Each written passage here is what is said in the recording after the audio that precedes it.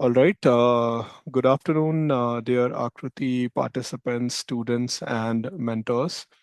And today, myself, Shubham Arora, and Mr. Kunle Garde, we welcome all of you and our respective panel expert, Professor Rupali Pankaj Samane, for this exciting session on idea to innovation, mastering the design thinking process.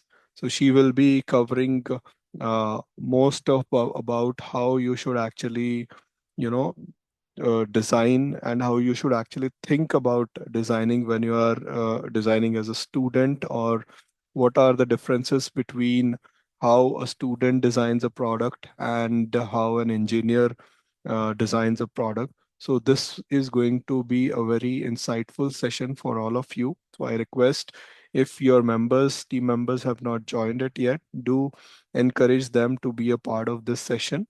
And Q&A for this session we will be taking at the end of this webinar. So let's start within couple of minutes, or maybe up by 3:05. Currently it's 3:02, so we have 3 more minutes.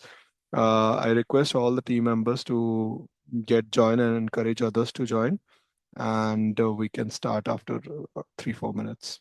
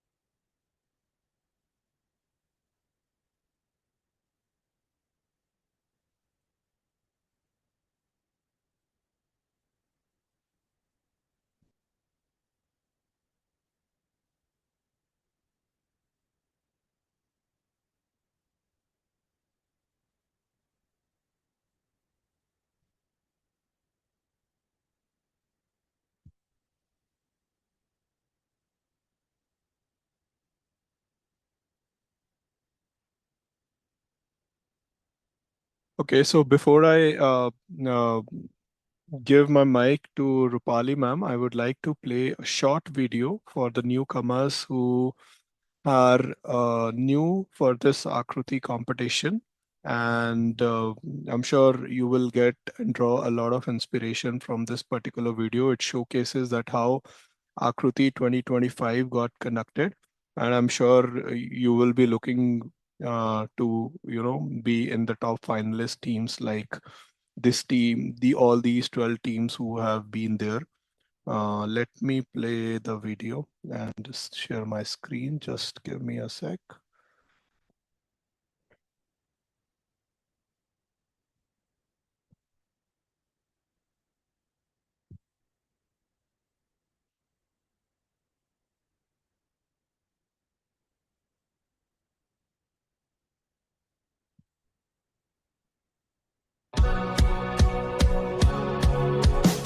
Our team name is Balgar. We are biomedical and cancer research team. We are working on a new selective cancer treatment project. We are Team Bo. We're from South Africa. The product is called Dr. Bo. Dr. Bo is a device we designed to help eliminate the fear of injections. So we are UJ Woman Intake. We are called Nut.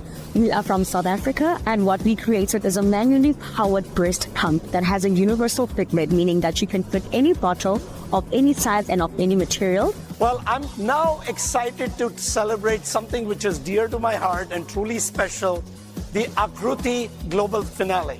Now, what began as a student design challenge in India has grown into a global movement with 12,000, yes, 12,000 students from all over the world solving real-world problems using creativity, compassion, and design. So the winner is Team UJ Women Intake from University of Johannesburg and their project Latch. Okay, what inspired... first of all, thank you so much. I feel very honored and grateful to be here. What inspired us to build our manually powered breast pump milk expression system was that we wanted to betterfy the daily lives of mothers. And what we've learned so far, this was a very empowering experience, I won't lie. I learned so much about myself. I gained new skills through SolidWorks and also 3D experience. I'm so grateful to the Akruti team. I'm so grateful to the SolidWorks team. I'm so grateful to Dassault Systems. I'm really, really grateful. And thank you so much. Thank you to everyone. I gained new friends. I'm like still starstruck. My name is Alex Marcaday. I'm an assistant professor at the Pennsylvania College of Technology. I'm also a swagger leader and SolidWorks champion. Nosotros somos el equipo Binego Villa. So yeah, it's feeling very happy and it's proud moment for me, my college and my parents also. We are the Nickel team from Indonesia. We are Team Hydrolink from University Science Malaysia. Hi, we're Team and of course we're from India. We're the Med Enhancer from Imperial College London. We develop artificial prosthesis of the heart. We are Team Shady Business from Singapore. We are Espetex, co-industrial design student from Barcelona, UPC.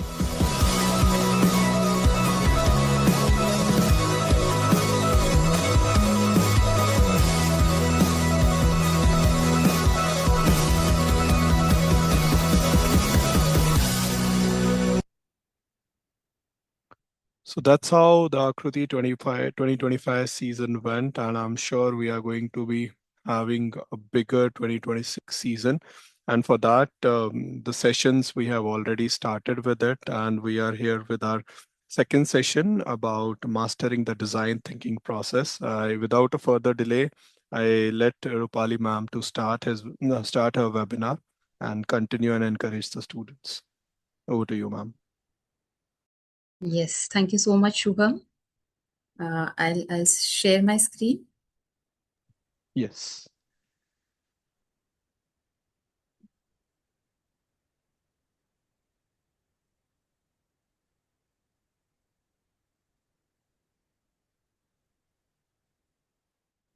Yes, it's visible, ma'am.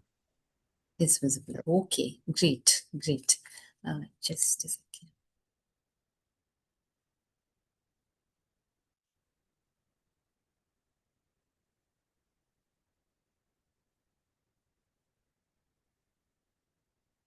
Great. So I really welcome all dear students, participants. It's really, great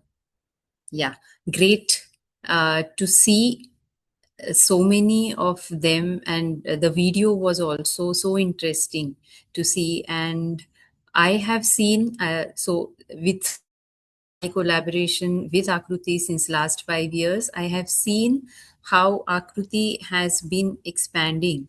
So initially in 2011, they started with 100 participants with the noble objective by enabling students to imagine, design, simulate, innovate sustainable solutions, which are, and what I like is the way they facilitate students to use the new technologies, whatever they have come up with 3D experience platform.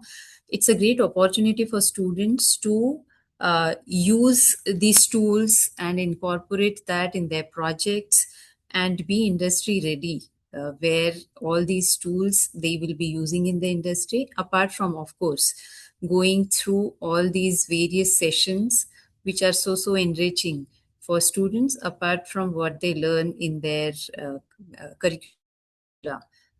So yes, starting by paying my gratitude to Team Akruti for this opportunity where I'm able to connect with participants from 54 countries this year.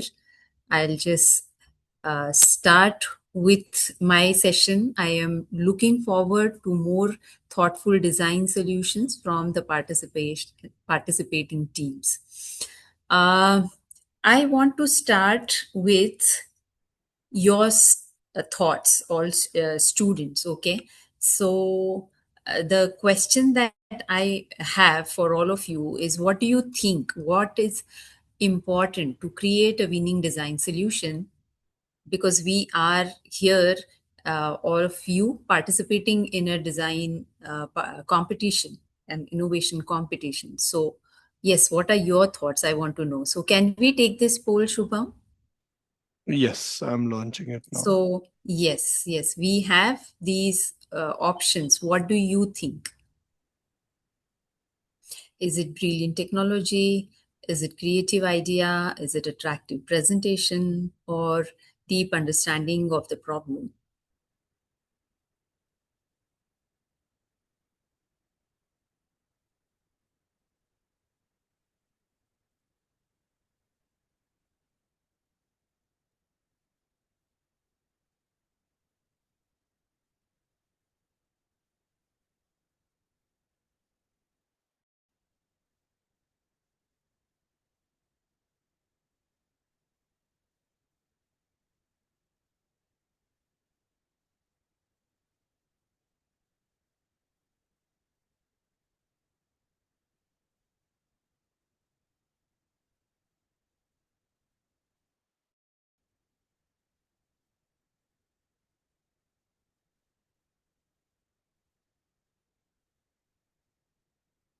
Yes, is it done? I am not able to see.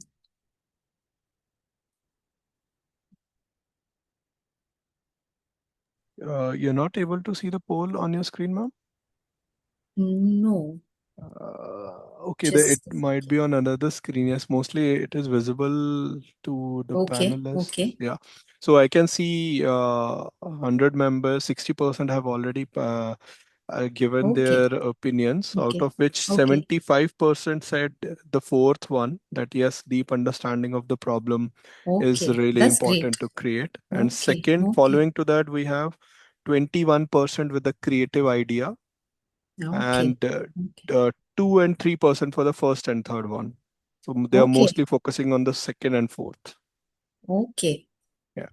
Okay, that's great to know actually, because that is what design thinking process is all about. It's about deep understanding of the problem and, of course, creative ideas also. So yes, it's my just You can is my maximize screen. your screen. Yes. Yeah.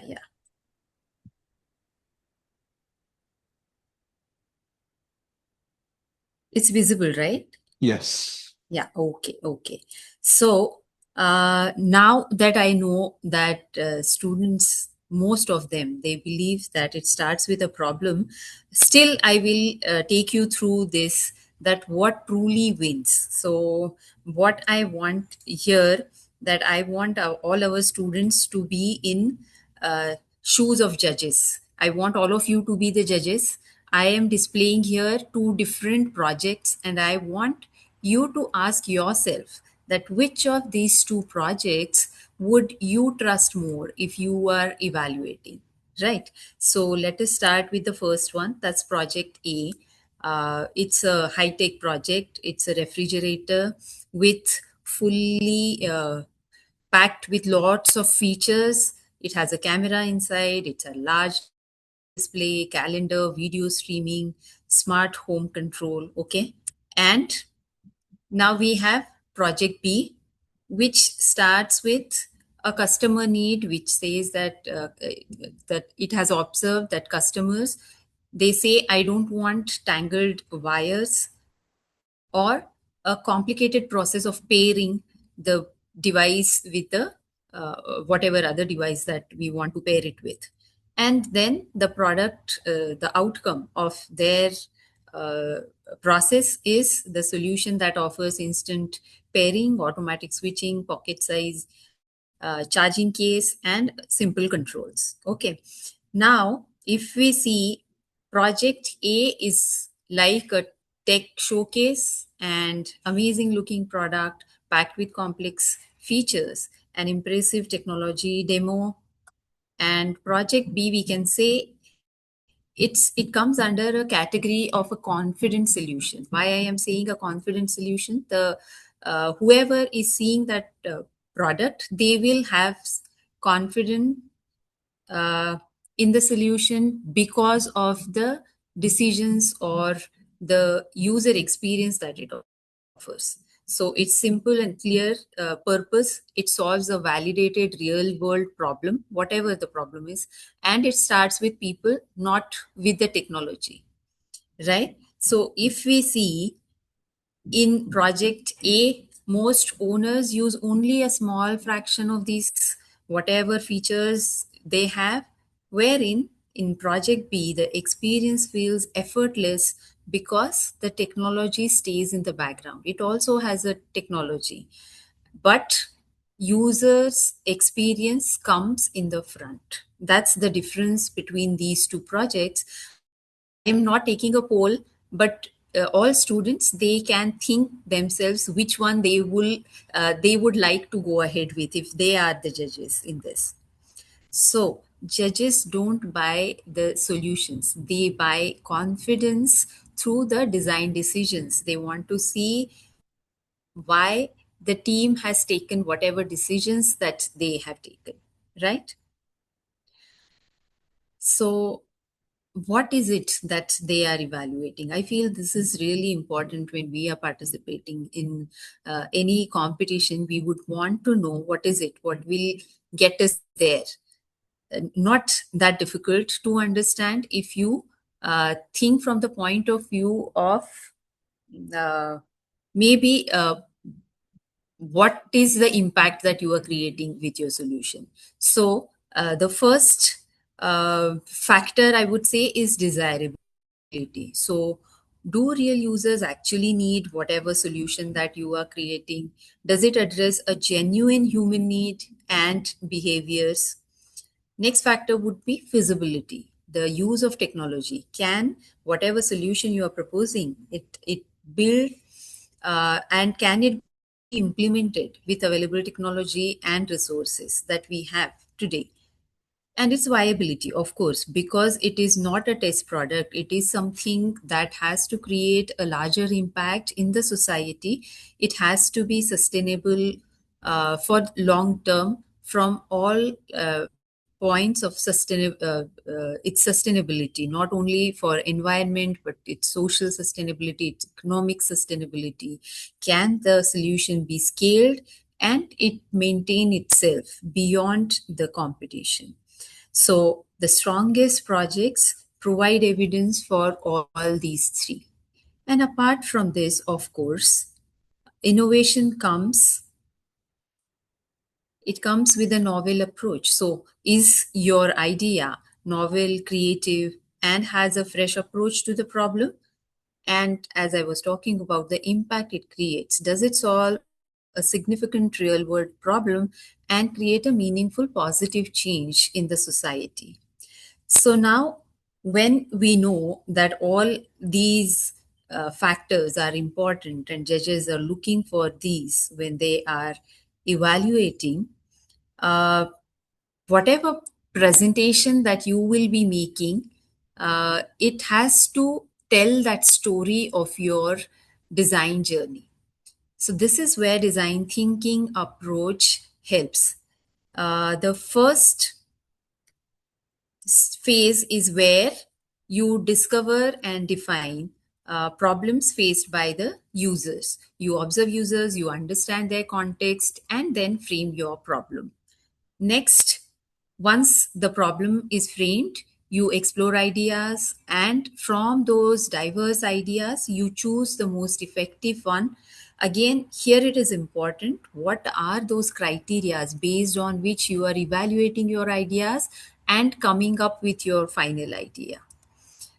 Then next comes, how are you developing that final idea further into making it a final working functional product using the prototypes and testing it with users and with the whole process. Then what kind of impact you are creating, right? That is what your final story you should be able to tell everyone when you are demonstrating to the final jury. So as we see that this is the, just a second. Yeah, this is the most widely commonly used framework for design thinking: empathize, define, ideate, prototype, test, right? One small thing that I would like to mention here is, how many of you know why is it called design thinking? It's not very difficult. It's actually many of you might know that because it is based on the process that by all of us as designers, we use it to come up to any of our solutions. So that is why the design thinking, how a designer thinks about coming up with the solution. So when we are talking about designers, I would like to just talk a bit about my own journey in the field of design. So I started it with formal training and masters in industrial design. Before that, I've done architecture as my graduation. Here I am in the design field, in design industry since last 23 years, with diverse projects in industrial design, interior design, exhibition design, visual design, packaging design, and user research. Along in terms of work environments, I worked with corporate design studios, design consultancies, as well as a freelance designer. And I have also been contributing as design educator for past 15 years. I've been also conducting workshops in calligraphy, art and design, sketching, creative problem solving. I am a passionate artist, and my artworks have been displayed internationally in countries like USA, Netherlands, and South Korea. So, with all this experience that I have, I've tried to culminate all my experiences in the book called Curious to Creative, where I talk about step by step creative problem solving methodology and the attitudes and skills that every individual will require to be a creative problem solver. Now, with all that background, let us continue with the design process and the journey that you will be showing for us in when you are finally presenting your solution in the jury whenever it is evaluating. So the step one, it begins with framing the right problem. So most of you have identified this as an important factor in evaluation of process. So it begins with identifying the problem. So beginning of problem identification, I have seen there are largely two approaches. So I'll just take you through. One could be starting with what you want to build, like a smart helmet with AR. Okay. And another approach could be where it is based on, like, for example, the construction workers, they can't access safety information at height. So it is something to deal with the safety of construction workers. Now, the first approach is, it is based on a solution. To start with, you know that you want to design a smart helmet using technology, using augmented reality, right? But this is the second approach. It starts with a problem approach, right? So another example may be like of both these different approaches. I want to build an AI powered water purifier, as against the same thing with a different approach could be rural communities can't maintain complex filters. So what can be done regarding that? Okay, now going forward, what is the common mistake in this approach? We saw these two approaches. The common mistake is starting with the solution. Why I am saying it is a mistake, I'll talk about it. Because it limits the exploration and narrows your thinking to only one predefined solution idea, instead of you to enable you to think of different approaches, because you have already said that I want to build a helmet, a smart helmet. So you will only be keep thinking about how you can make it more effective. So that's one problem. It limits exploration. Another could be you may be solving a wrong problem because there is no clarity about what problems needs to be addressed. You already know that it has to be a safety helmet, which is smart. So you might not want to proceed to know more about what exactly why you want to design that and what are the problems that the people who will be using that helmet. So because of these, it reduces user acceptance and real world impact, because you are assuming a lot of things on behalf of the user with this approach, right? So, a great design starts with people, their needs, their context, and their behavior.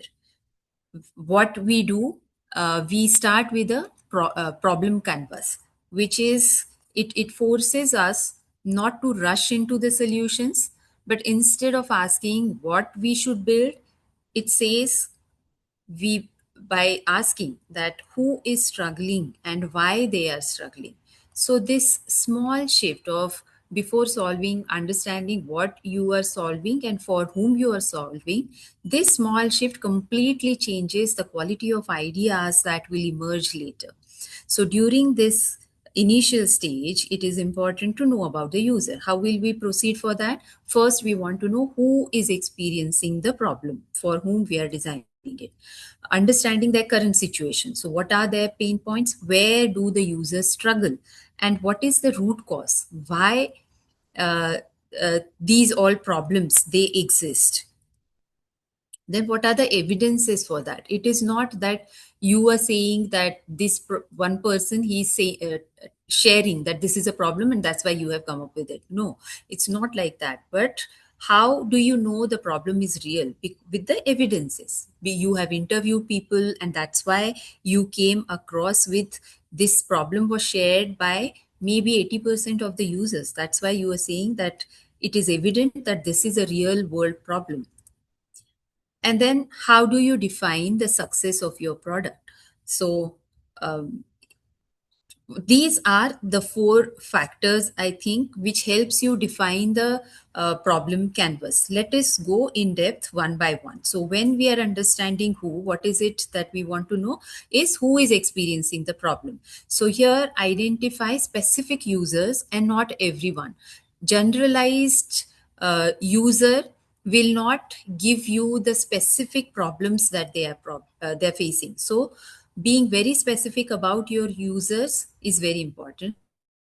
How will you find this information? Is through interviews, to observing them, and while you are observing, this is something that you want to know. You want to ask them who they are, what are their characteristics, and what is their context, and where does the problem occur. Now, if we relate this to the same example that we saw earlier with construction worker safety, in their case, the observations about the users, what it would be, they work in noisy environments with heavy machinery. They frequently wear these PPEs, helmets, gloves, safety harnesses. Often they operate at heights or in hazardous zones, depending on their context. Both hands are occupied while they are working, and they cannot continuously monitor phones or display screens to receive any communication for the warnings or any hazards. So, a good design starts with a person, not with the technology. Okay. Now you want to know more about their current situation. What is happening today before you have come up with the solution, existing situation.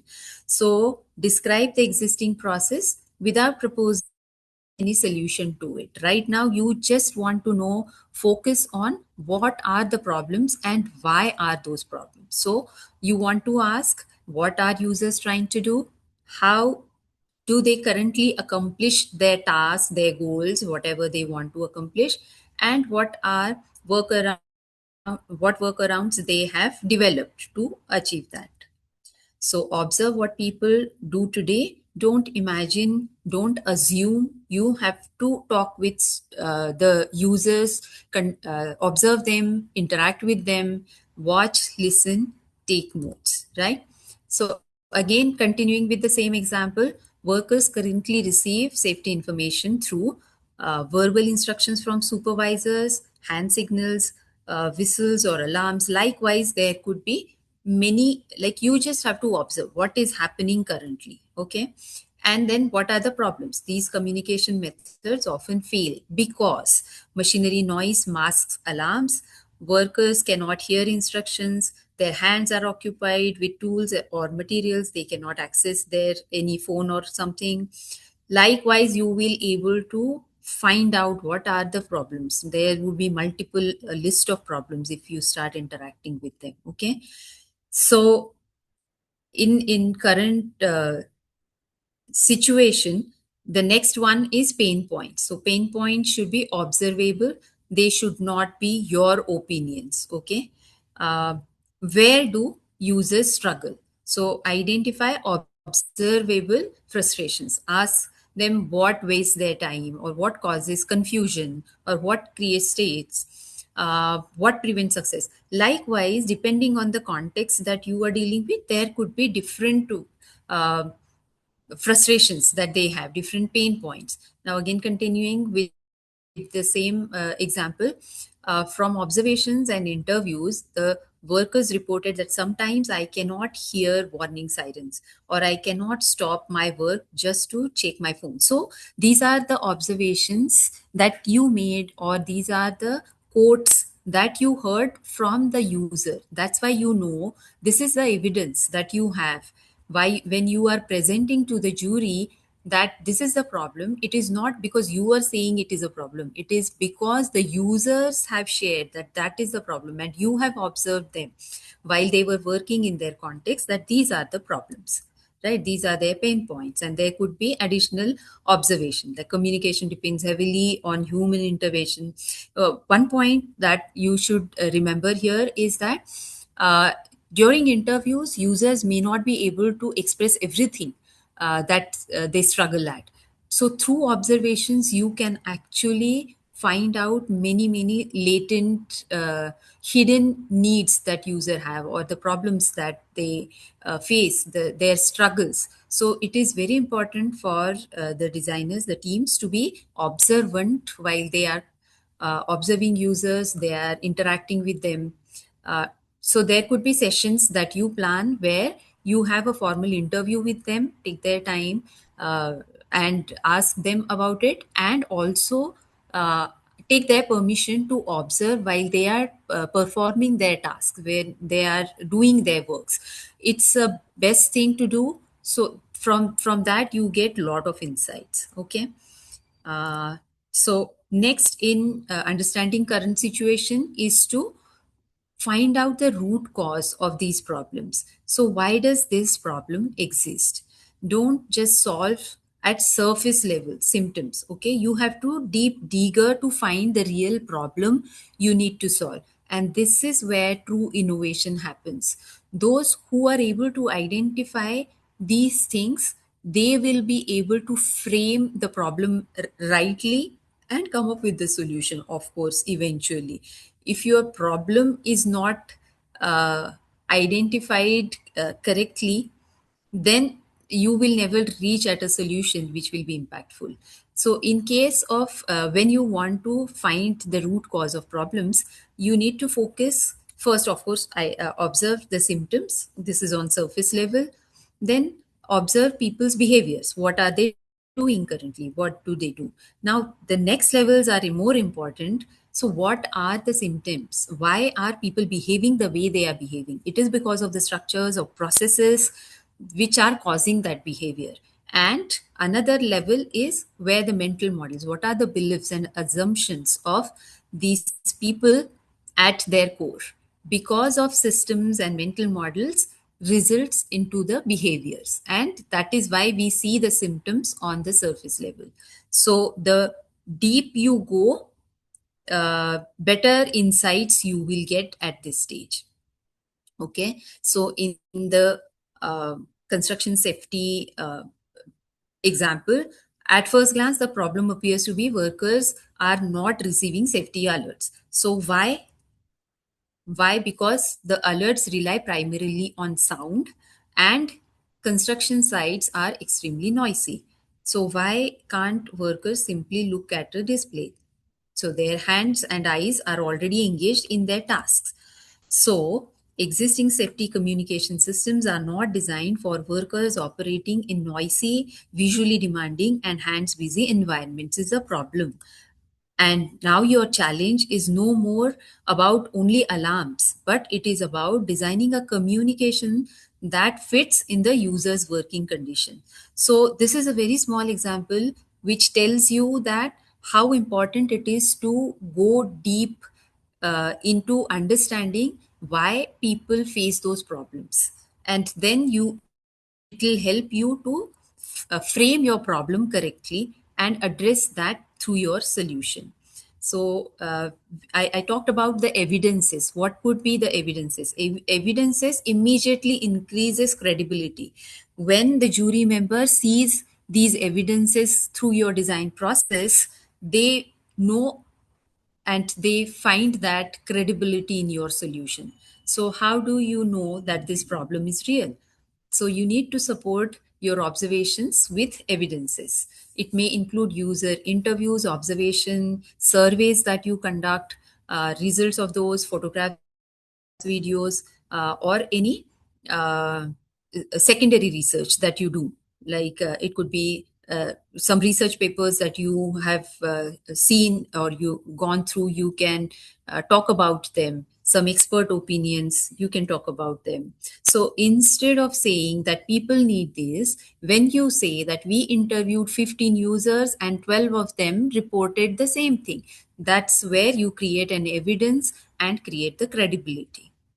So, in our example, the evidences would be shadowing workers on construction sites, interviews with them, video observations, any accident reports, identifying delayed communication as a contributing factor to it, existing safety regulations, and your observations that 15 workers were interviewed, 12 were reported missing verbal safety instructions at least once, or site observations, shadowed workers checking phone was impractical during active tasks. So when you say that you shadowed the workers, we know that you were observing them.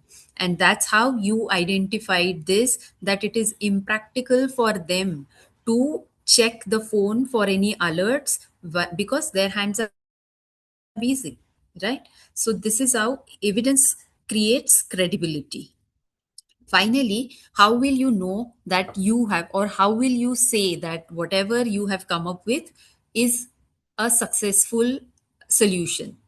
So how will you know that the problem is solved? So define success of your solution by your user's experience and not by the features that you have added in the product. Your helmet is not successful because it is a smart helmet, but it is successful when a construction worker says or he experiences that he is receiving the communication despite of the noisy environments, despite his hands are busy in whatever task that he is doing. Sorry. Yeah. So insight from user pain points, root cause analysis become the measurable design goal.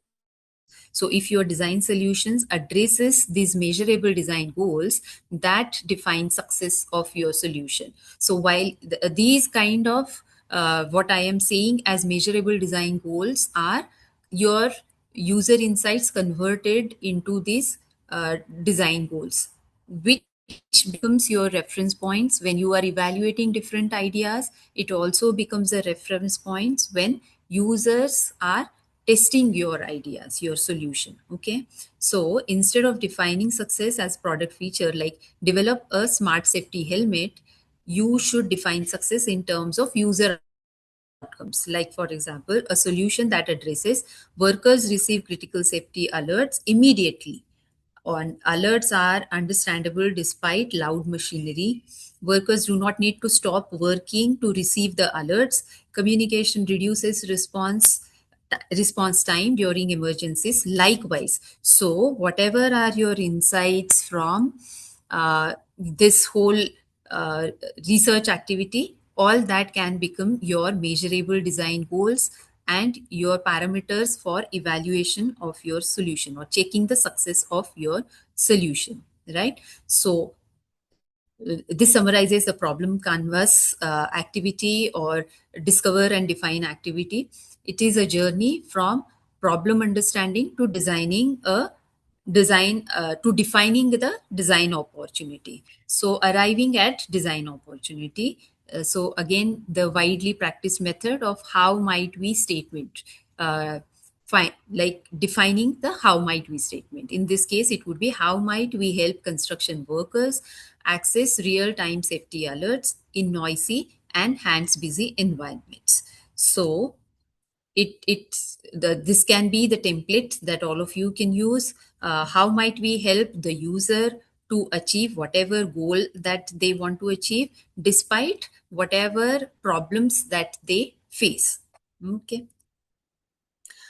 Now the next phase comes where you start with exploring diverse ideas. Divergent is very important here, where you're focusing on various approaches, that different approaches. It's not just a small variation, small tweak of one idea. So what is divergent thinking? In this example, we'll continue with that. So our how might we statement was, how might we help construction workers access real-time safety noisy and hands-busy environment.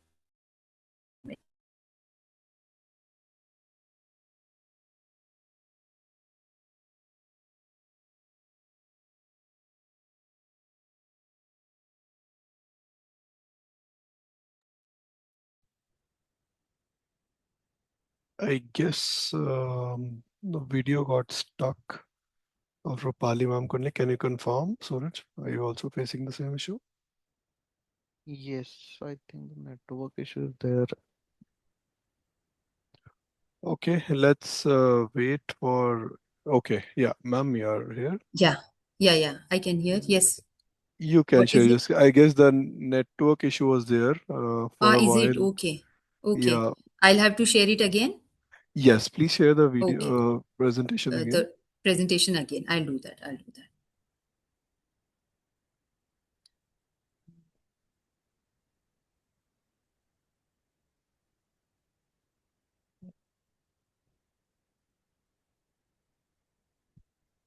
Yeah, you were talking about this divergent thinking. Yeah. Okay. Was I able to talk about this? I mean, were you able to listen when I talked about all these things? No, actually, No. last Okay. points were not covered. Yeah. Okay, fine. So, just a moment. Yeah. Uh, when we start with the how might we statement, we want to help construction workers. There could be different approaches of how we can solve this particular problem. It could be through wearable solutions or smart PPE solutions or environmental solutions, digital communication, or behavioral solutions. So, likewise, in these buckets, there could be a list of ideas that you can come up with. I want you to observe that how might we statement leads to diverse ideas. So, that is the strength of not defining the solution in your problem statement, right? Uh, Yes, so a well written how might we statement facilitates divergent thinking.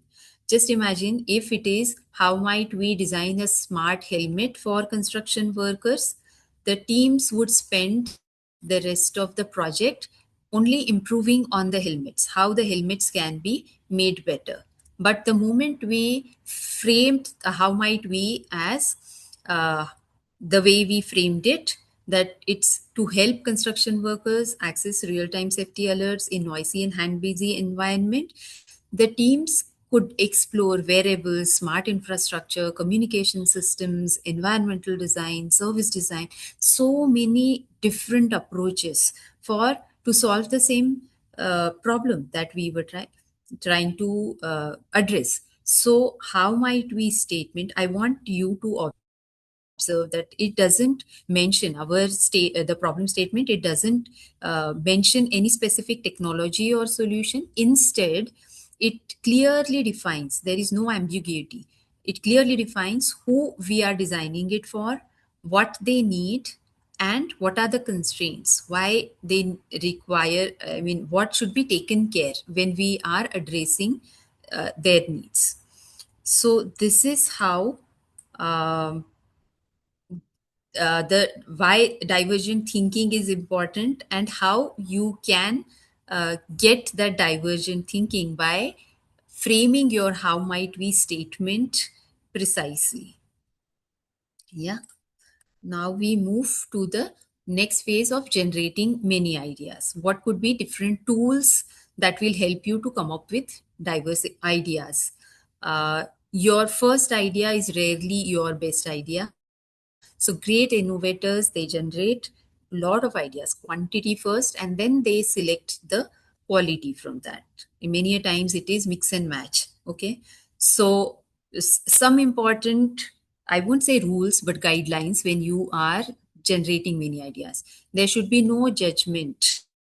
All ideas are welcome at initial stage of brainstorming. Defer any criticism to create a safe space of creativity, right? Then encourage wild ideas. It is okay, even if it is, you think at the first stage you think that it might not be viable or functional or sustainable. It is okay. Think big and challenge your assumptions. The most breakthrough concepts often start with a very crazy sounding idea. Build on each other's ideas. This is also very important. Do not, I mean, limit. Listen to all the ideas and look for the ways to combine and improve them, and go for quantity. So, what are different techniques? I am just talking in little depth about two of the techniques. One is Crazy Eight, where you fold a sheet of paper into 8 sections and then take a time limit of 8 minutes, and in 8 minutes you have to come up with 8 different ideas. It is not necessary, when we said that it, you need not be worried at all about whether it is feasible, it is possible. You just try and think about what could Ma'am, be the just ideas to, yeah, I sorry. guess your screen got replaced. We are seeing your presenter screen right now. Oh, is it? why Yes. why should that be? So what should I do? I'll stop sharing and No, again there's a display settings option over there. Can you share it again? I guess, yeah, it will help. yeah, I'll just share it again. Yeah.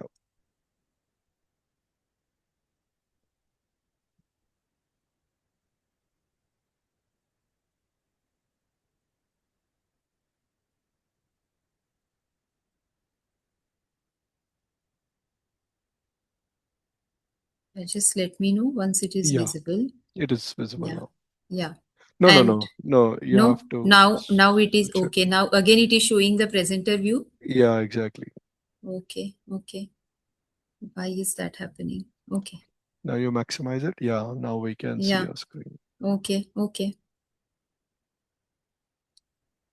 I when I am seeing the presenter view, it should actually not be. Is it happening again? Yes, I guess Ma'am, don't you're. share the Yeah. complete screen. Actually, Okay. stop Okay. sharing your Okay. screen first. Okay. Yeah, And then now go to the instead of yeah, start presentation, I'll slideshow do that. first. I'll do that. Yeah. Yeah. Yeah. I had done First. that earlier actually. Mhm. Instead of entire screen, I'll only share the window. Is it? That's what you were Yeah, saying? only slideshow. Just go to the Yeah. slideshow. Yeah. Uh, Yeah. Yeah, please switch to this presenter mode again. Yeah, I'll do that. Just a second. Let me go back to where I was. The slide. In all of this, I've lost the track of where we were. Let me just go to that slide. Crazy 8. Right. Okay, and can you please switch to the Is presenter it? mode on your end? Yeah. Yeah. Is it okay now? I have switched to presenter's view. Yeah, it's Yeah, okay. it's okay. Yeah. Okay. Yeah. Thank you. Yeah. Okay. So in this, yeah. Right. So this is one technique where, because you have those 8 sections and 8 minutes and you want to come up with one idea every minute, it is just for pushing yourself to gamifying that brainstorming activity and coming up with a wide variety of ideas. So again, remember at this stage that you don't judge your ideas, don't discuss feasibility, don't try to perfect the solution then and there, or uh, just keep on generating various possibilities. Another technique that I want to share is morphological matrix. So instead of thinking about the complete solution at once, we break the problem into key functions or key components. And then for each component, we come up with uh, various possible ways to achieve how we can address that. So I'll give you the example of our, again, construction safety example. In that, if we want to focus on function, we could say that how will the alert be delivered? If we are talking about the technology, like what type of device will be used, or if we are focusing on interaction, what kind of feedback the worker receive, or again in technology, what how will the system be powered? Now in this case, when we break it, it becomes easier to think of solutions or ideas only focusing to that particular aspect, and it helps you to come up with so many different ideas. And then in the end, innovation in the end, you can mix and match different ideas. So innovation often comes from combining existing ideas in new ways rather than inventing everything from scratch, entirely new thing, right? So now we have finished exploring many ideas. It's a time now to select one idea from that. How will you do that? Because we like it, or because one of our team members said it, or one of the users said it? No, that is not the actual way of how you should selecting one concept. It has to have the evaluation criteria, and this is where defining those measurable goals during your initial phase of problem definition comes in handy. So evaluation criteria would be: does it solve the user's problem effectively? Is it technically feasible? How innovative is the idea? Can it create meaningful impact, or is it sustainable or scalable? In our example, continuing with that, there could be, like, here are 3 different concepts: smart helmet, haptic wristband, and smart safety vest. And then there are different criteria: user value, feasibility, innovation, impact. You are rating each of them on the scale of 1:5, and then creating this matrix and finding out that which is the most impactful idea. So here also there could be this assumption that the highest scoring idea can be the technologically advanced, but that is not the case. Many a times it is the idea that strikes the balance between user value, innovation, feasibility, impact. And in user value there could be lots of different criteria, as I have already mentioned to you. So this matrix gives you the strong justification for your design decisions, which is what the jury wants to see. Okay. Now coming to the third step. Once you have selected your idea, you want to develop it further, validate it through prototyping and testing. So what is prototyping? Many a times, teams think that prototyping begins after they have finalized their solution, but in reality, it should begin much, much earlier. The purpose is not to impress the jury or anyone, but it is actually prototype is a representation of your concept that helps you learn if your solution works for users or not. So you have to start with low fidelity prototypes, which could be with these very inexpensive materials like paper, cardboards, foams, and you come up with the idea, test it with the user, and it helps you. What is the purpose of these prototypes? Explore ideas quickly, gather early user feedback, identify or flaws in the concept early, so it becomes low cost and easy to modify.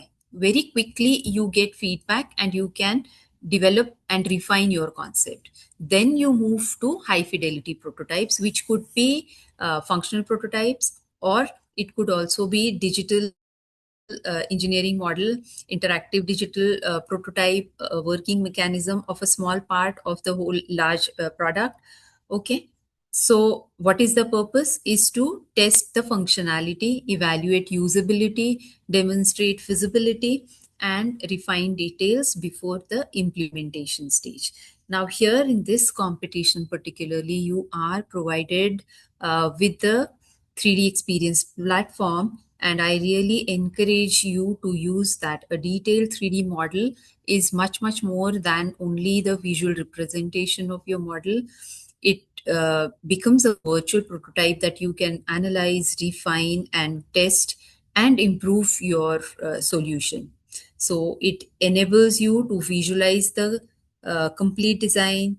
It tests dimensions, ergonomics, simulates motions and mechanism, the feasibility aspect. It can check assembly and fit of components. So lot of things, all of these contribute to evolving your design to a mature design. So I really encourage you to use 3D experience platform, build digital prototypes, simulate performance, refine concepts collaboratively, and present your designs professionally. We already have these examples who are in the industry, who are using these tools in the various different themes that we have for our competition: robotics, mobility, healthcare, and local community problems. So these are all clients, we could say, or industry people who are using 3D experience platform and various solutions in digital prototyping and 3D modeling. Moving next to user testing. Users don't just evaluate your solution, they help you to improve your solution. So let users validate your solution. When you give it to, whenever you are asking them to evaluate it, you should be observing users how while they are interacting with it. You have to observe their actions, any confusions which are being created. So you don't explain fully how it functions. Let them explore it. Then you observe their emotions. Were they really struggling with something, or were they really happy that they found some feature, or they were able to do some task very effortlessly? Any comments when that they are expressing while they are testing the user?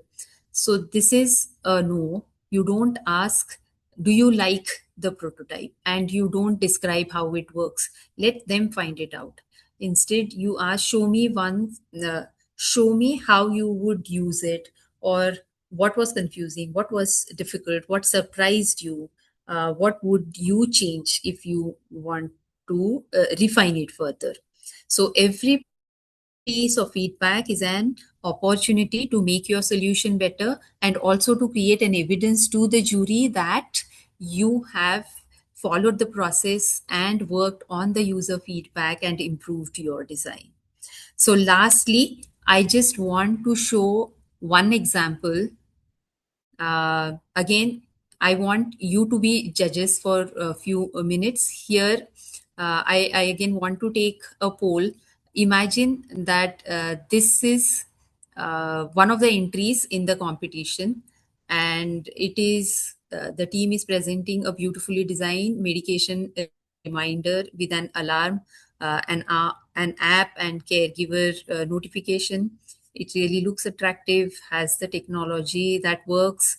So now you ask yourself, would you confidently select this project as a winner? So can we take a poll now?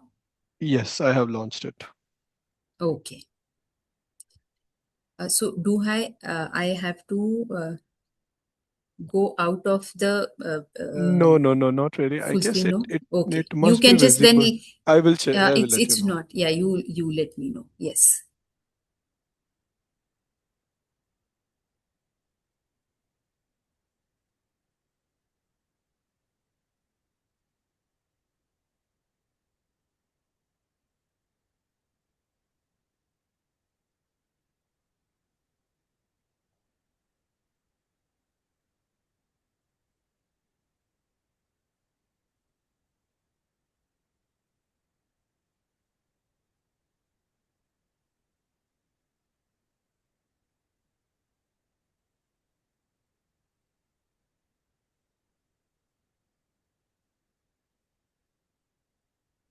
Okay.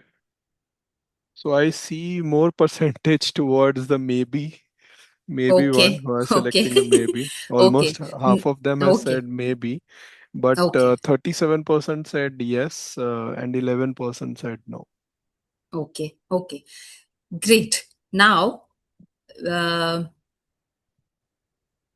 we'll just rewind and we'll see the design journey. Yeah. So the first step as framing the right problem. Who? So it is for independent elderly users, and the evidence is that the team did 10 visits, they interviewed 15 people, 8 elderly users, 3 caregivers, and they visited 2 clinics. What they found out about current situation, the pain point that users forget medication status. How? The evidence is user quotes. I often forget whether I already took today's medicine, or sometimes I miss my afternoon dose, or I don't want to be dependent on my children for this activity. And then they came up with the how might we help elderly people confidently manage medication without increasing dependence on caregivers. Okay, so the next part, after this, they'll share. They're sharing how they explored the divergent ideas. They listed various ideas that they shared, and then why they went ahead with this one idea. Easy to use, low cost, high confidence, works without smartphone, and then finally validating through prototyping and testing various types of prototypes, 4 models, and then through this, how they tested the prototype, and the feedback was that I don't understand this button. And then the button was redesigned and tested again, and user feedback was now I can tell it immediately, that button. Okay. And after this whole process, then they show that this is the final outcome of it. Now, would this solution win uh, the competition? What do you think? Can we take the poll again? Yes, I'm launching it. Yes. Just a sec. I have launched it now. Okay.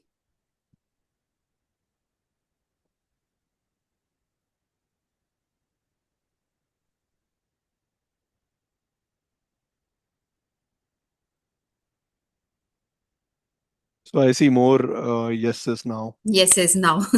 85% said yes. Great, great. Now Yeah. we can stop, and I'll move to the conclusive part of my Yes, presentation. yes, Yeah, yes. yeah. So yes, what changed? Earlier there were maybes, and now we have more yeses. Did we change the solution? No, we did not change the solution. it has it is the same product, same features, same technology, same appearance, but now you feel this project is stronger because now you know, sorry, it has the confidence through the process evidences, right? You know for whom it is, what were the problems that they faced, then how the team explored various alternatives and selected that concept based on the parameters, criterias, the metrics that they used, and how they prototyped, and in the prototyping and testing, how they received the feedback, and based on that feedback, how they implemented and improved their design. So that's exactly what judges want to see. So this is the difference between presenting a product and telling the story of an innovation. It will have framing of right problem, it will have exploring divergent ideas, and then it will talk about validation through prototyping and user testing, and demonstrate demonstration of the team's design journey. So concluding on the winning story structure would be structure your presentation as a compelling narrative that builds credibility at every step of the stage. Step 1, problem, show the real world challenge with evidence. Second, your insights, reveal your discovery from research. Frame the opportunity, your design challenge in most precise, most clear way. Have clarity in that. Exploration, show the multiple concepts that you explored. Talk about the prototypes and how you use low fidelity as well as high fidelity, and demonstrate your iterative development, how the testing helped you to improve your product. And validation, share your testing results and learnings, and this is how you will be able to create the impact and prove that your solution works and it can scale. Okay, and in all of this, you can get more insights on creative problem solving methodology if, through the book Curious to Creative. If you want to order a copy, you can WhatsApp on this given contact number. And in the end, now the competition formula would be, it is a sum of rigorous process and a story well told. Okay, so it begins with the right problem, diverse exploration, user validation, and last and most important, a compelling story of this whole journey. So great designers don't simply create solutions, they create confidence through their process, through their design decisions. So now you build something that world believes in. All the best to all of you. Thank you so much, Rupali ma'am, for the Yes. insightful session. And I'm sure your insights and the way that you have showcased through these practical examples of how a product, when any student team is designing, how it should be whether a solution approach or like a problem approach. And I'm sure these students will definitely get those insights and they have understood clearly. And I'm sure they will be transforming their ideas into innovative products based on the insights that you have shared. And I'm sure they will be taking away something that will help them throughout their Akruti journey. So I would like to take a few minutes of your time, ma'am. I'm sure there might be students who will be having few questions. So students, Sure. we can, the Q&A session is right now on. So if you have any questions, just drop it in the Q&A. Ma'am, are you able to see those questions? Yes, I am. Oh, okay, okay. Yes. Okay. So maybe I will narrate a few questions which are like very relevant to Mm-hmm. our Akruti journey. And Mm-hmm. then you can answer. Okay. So Sure, students, if you sure. have any questions related to current today's session, please ask. And if you have any questions related to account, to your login access and account, please send us an email. We will reply you back mostly by Monday. The recording of the session will also be available in next 1 or 2 days. So by Monday, you will be able to see everything on the community as well as the portal. Last week's session recording has already been uploaded.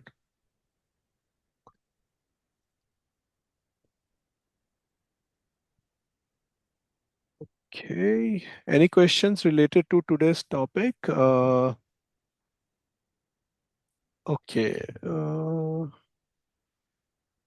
What if the design is not? Okay. So one question is, ma'am, what if the design is not Yes. feasible for prototype, meaning it's costly? I think then you can identify small parts of it which can be, I mean, you can go and make low fidelity uh, models or prototypes, mock-ups in that case, I feel. Or not of a complete solution, but only a small part of it which you think is addressing the problems that you are working on. Yeah. And I would like to add on to what ma'am has mentioned. See, that is why all the students are here for this Akruti journey.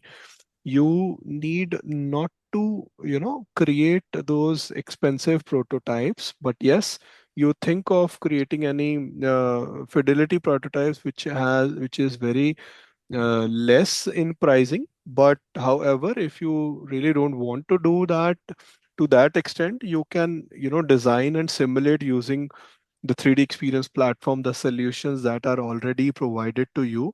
It has everything, because if I see the Correct. requirement of today's competition, we do not want to, see any prototypes, because there is not a mandatory thing from our side. However, you use our Mhm. solutions, you effectively simulate and demonstrate and optimize your designs such a way that whenever you get a chance, let's say somebody funds your product, whenever you manufacture it right, even with the first product. Right, right. And in fact, digital models is also one of the type of prototyping. Prototyping, yeah, exactly. Yes, yes, yes. Okay, let me identify more questions.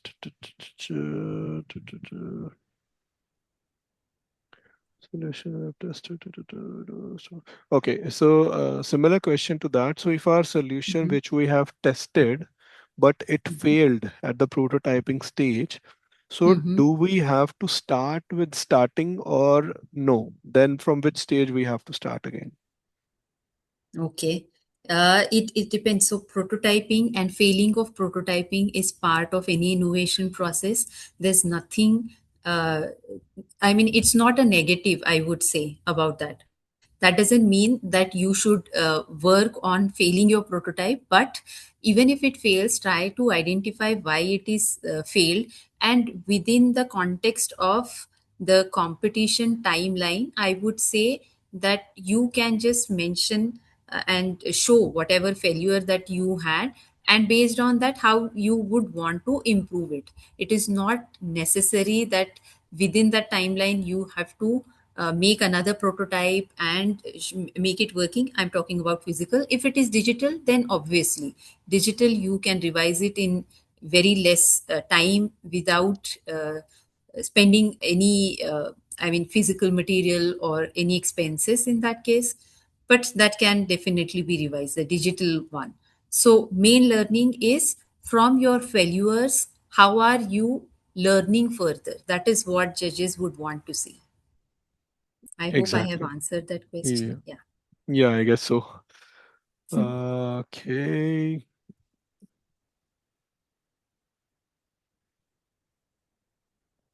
Solution to a problem already without. Okay, so one question is, the solutions to our problem already exists, but our project is more efficient and effective than previous solutions. Shall we Hmm. continue to build the solution?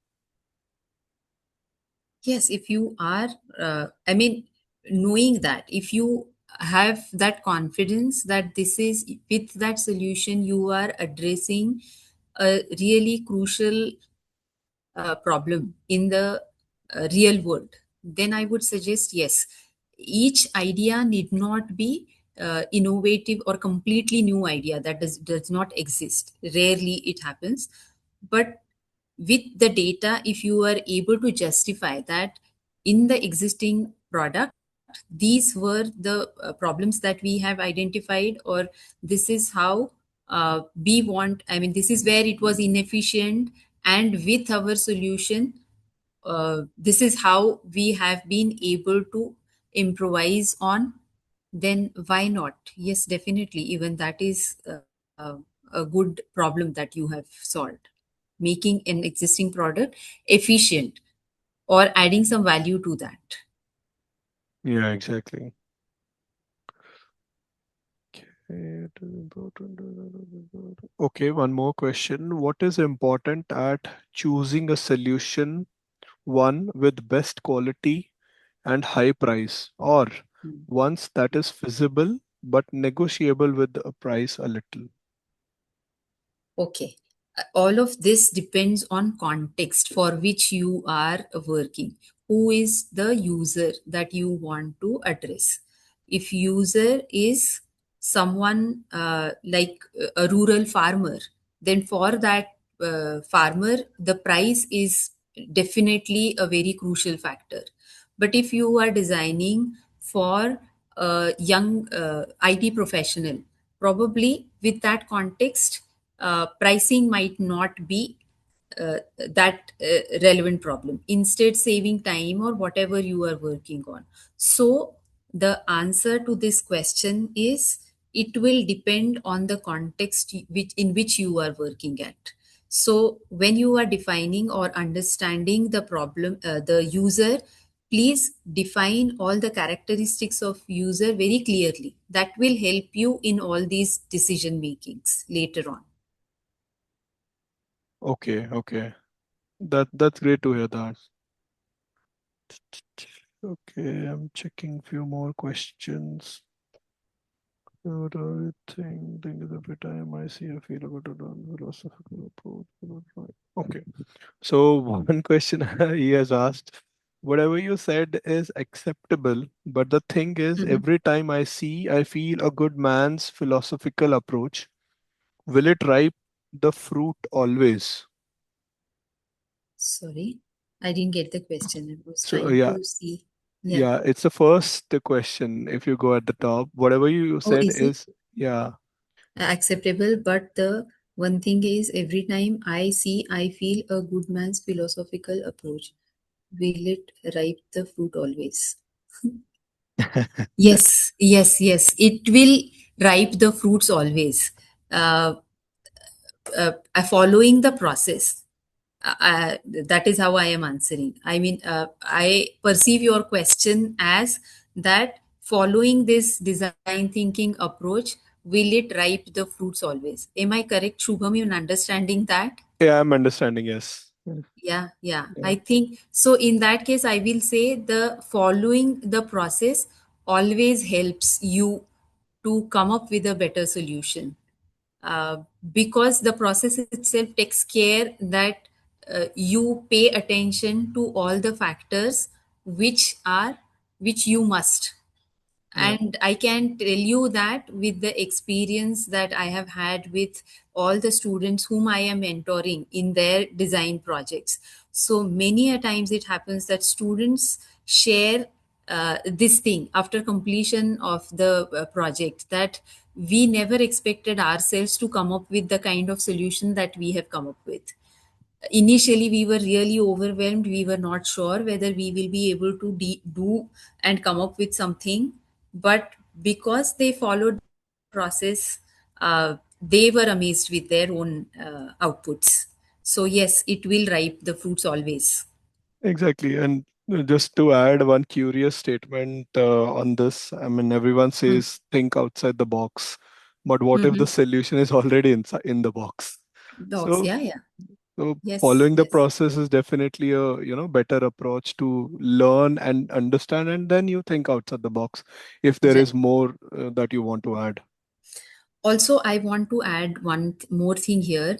It doesn't matter even if you don't win or be in those final. If you follow the process anyway, you are building, learning so much because of that process, and you are also, I would say, building your own experience in uh, coming up with the solutions, which will add to your portfolio. Like from design point of view, I'm saying that our students need to build their portfolio, academic portfolio, when they have to seek internships or jobs later on. But even for engineering background students, it will definitely add to your resume, that experience, those skills. So both tangible and intangible benefits you will definitely get by participating in the competition and by following that process to come to your design solution. Right. One more question with a feedback that thank you, Professor Upali, for your insightful, inspiring talk. I truly learned a lot. Question is, with so many problems that need solutions right now, how do you identify which ones are truly worth solving? What Hmm. criteria do you use to decide whether a problem is a good one to focus on? Yeah, interesting question. Yes, thank you. Uh, what I feel is, again, here you could be little strategic in terms of uh, whether it is truly worth solving. Just see that what is the timeline of the competition and decide on scope of the problem that you want to uh, address. It need not be too complex. If it is too complex, then you will have to dedicate more time in doing the initial research and coming up with a very feasible solution. Instead, decide scope of your project in such a way that it is manageable within the timeline of the competition. And I agree, there are so many problems. If it doesn't really matter or that what problem you are solving. If you see the problems who have won in earlier editions of Akruti competition, we have projects from like the breast pump that we saw, the winning solution from to farmers. The solutions for farmers or solutions in different construction areas. So variety of themes students have worked in and tackled to variety of problems. Only thing is, look at the impact that you will be creating with that solution. How it need not be for a very larger community. If it is an acute problem for a smaller community, yet it will be an impactful if you are solving that problem.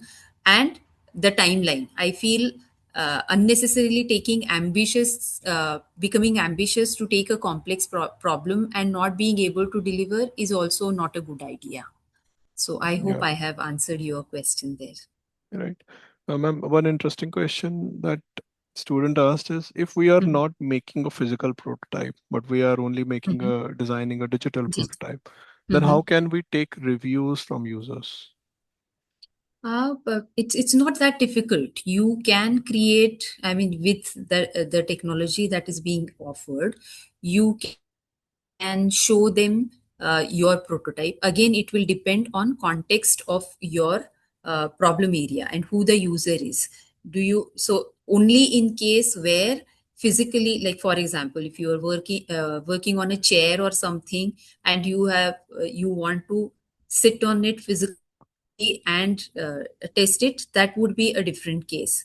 But in that also, by like if you want to uh, okay, let it be, I won't go in much of a depth. What I want to say here is that it depends on what is the context. You can create the 360 view of the product that you have created, and then you can demonstrate them that this is the problem and this is how so this is the product, and probably uh, this is what it does. Now, if you want to use it, how will you use it? And then you can create probably like we create wireframes, you can create different screenshots and show it to them and give them that activity breakup experience of that product. I think so you can become creative in how you want to conduct the user testing, depending again your scenario, your context. But it can be done. Exactly. And Yeah. and with that approach, because you want to test it, I feel whatever the jury members are also aware of the constraints of timeline, and you are working along with your other projects on this competition project. So we want to see your approach of following that process and your uh, attitude of going beyond and utilizing your resources optimally to come up with the best whatever you can do to do that testing or to do that phase, whatever phase you are doing justice with. Exactly. I mean, just to add on, I mean, whenever, we interview few students for the positions in any company, we definitely, always think about review a candidate about how that person, thinks, what kind of approaches Hmm. that student is going to follow when we are giving them a kind of problem statement. So Hmm. Hmm. if the position is of an engineer, we are not asking you to, make us a metallic car chassis or something within 2 3 days. We are just asking you to Right. follow the approach, and that is something, which we also look for, provided these digital solutions are already available to you, which is SolidWorks, CATIA, and 3D Experience. You can even Right. showcase beyond that. You showcase each and every possibility, that how the design, how the imagination that you have thought when participating in the competition, making those ideas into a great shape and showcase. Because we, after all, we are those people who knows these designs part. We understand the dimensions, we understand the parameters, we understand the market. Right. So if you are able to convince those users, convince the jury members that this is something which is the need of the market, and this is how you are going to create an impact by creating this viable solution, I'm sure people will buy it even if you don't have any physical prototype with you. I see many Yes. companies get fundings of their product which they have not even Make that started. They just give an idea, correct. and I, they still get a lot of funding from them. right. Right. Okay, I guess we have answered most of the questions.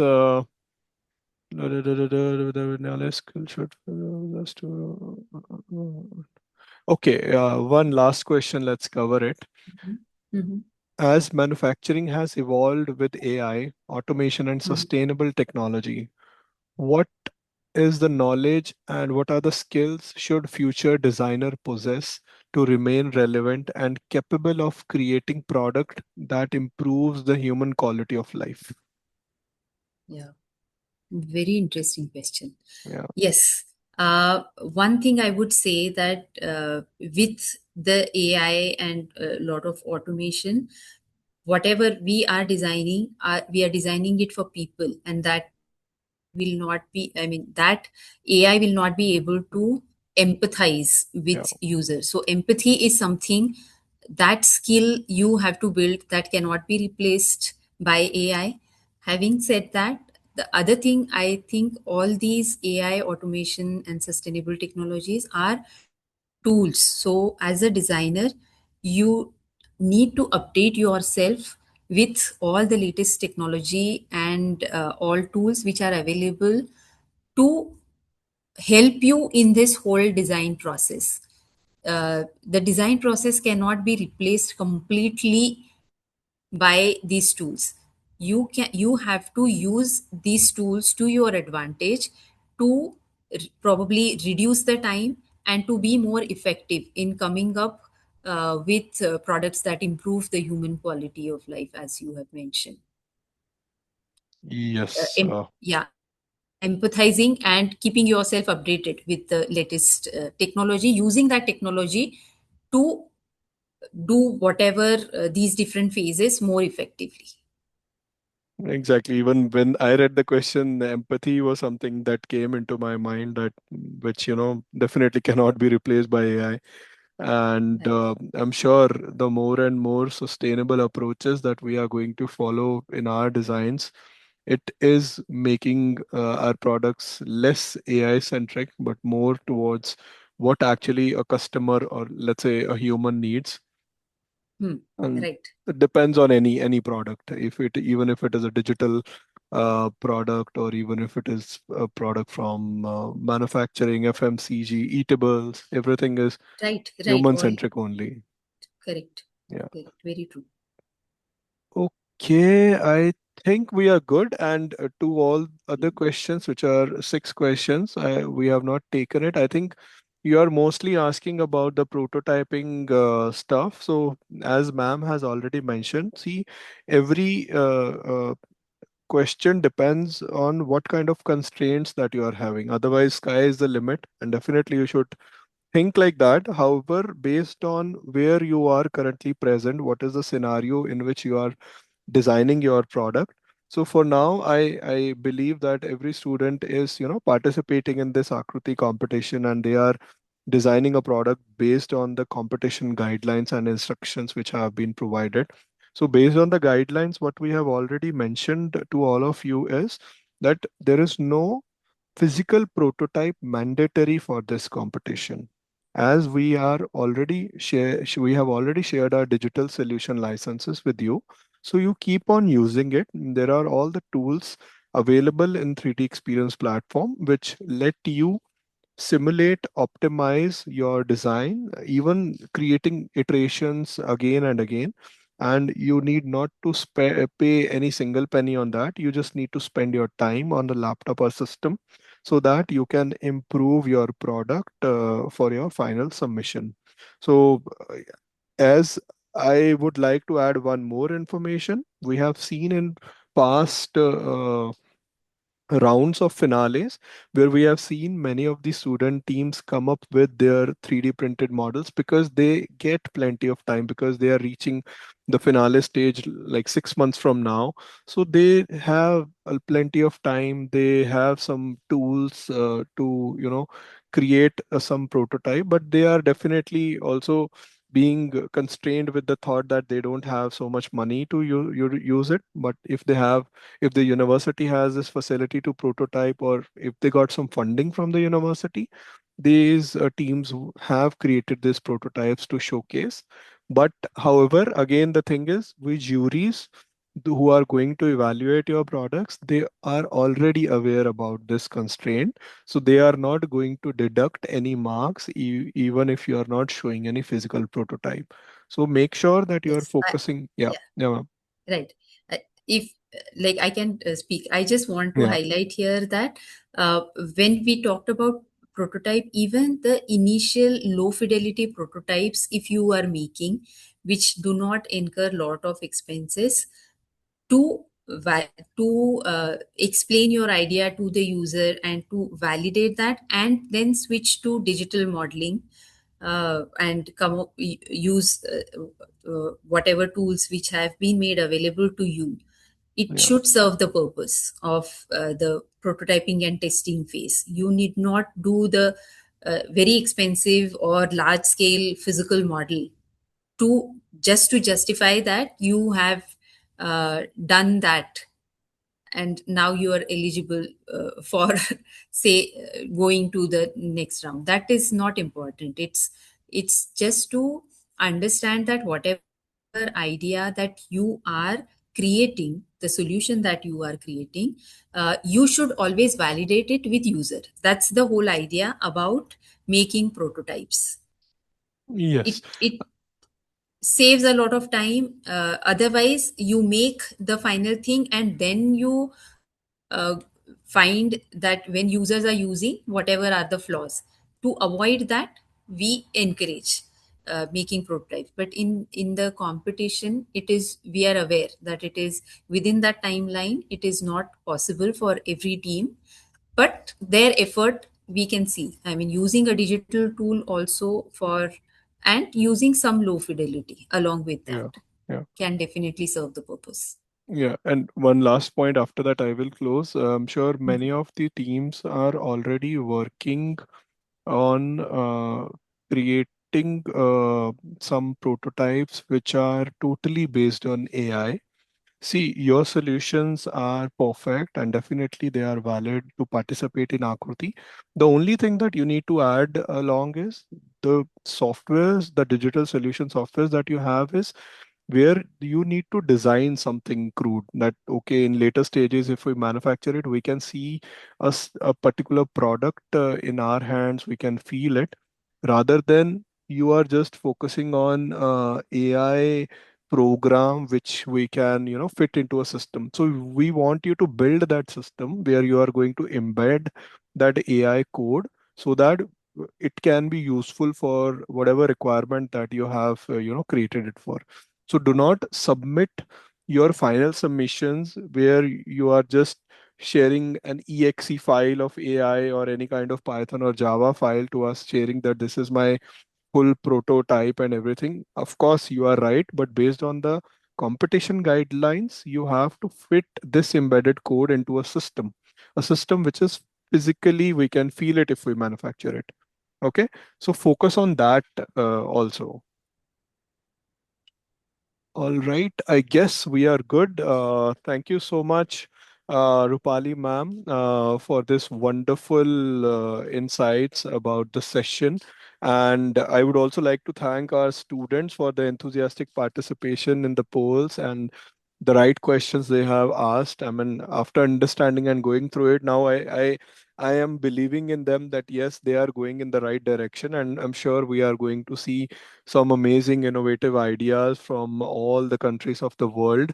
And I'm really looking forward to seeing your ideas evolving into impactful solutions. And just a heads up to all of you, we are also bringing new sessions in this webinar series where we will also talk about how you can actually file your design patents also, because every design that you are designing, it's unique, it's your own USP. So we want you and encourage all of you to look forward for such sessions where you can actually file a patent for your own product. With that being said, thank you so much. Thank you so much, Rupali ma'am, for your wonderful contribution every single year. I mean, I can't say thank enough with that. But yes, you have been an important, member for to shaping this Akruti competition and, of course, the students' careers as well. Thank you. Thank you so much. I really enjoy interacting with students. It's a pleasure for me to Yeah. interact with them through this platform. It makes it is possible for me to interact with them. A wonderful experience always to see their work during the jury. So I am, as you mentioned, I am also looking forward to their entries and to see impactful solutions what they come up with. Thank you so much, and Definitely. all the best to all the participants. Yes. Thank you so much, ma'am. And thank you, students, and have a great weekend ahead. We will connect with all of you once again soon next Saturday with a new interesting session on Akruti. Till then, keep designing, keep innovating the future. Have a wonderful day. Bye bye. Take care. Thank you so much, team. Kundlik and Suraj. Thank you. Yeah. Have a great day. Bye. Yeah. Have a good day. Bye.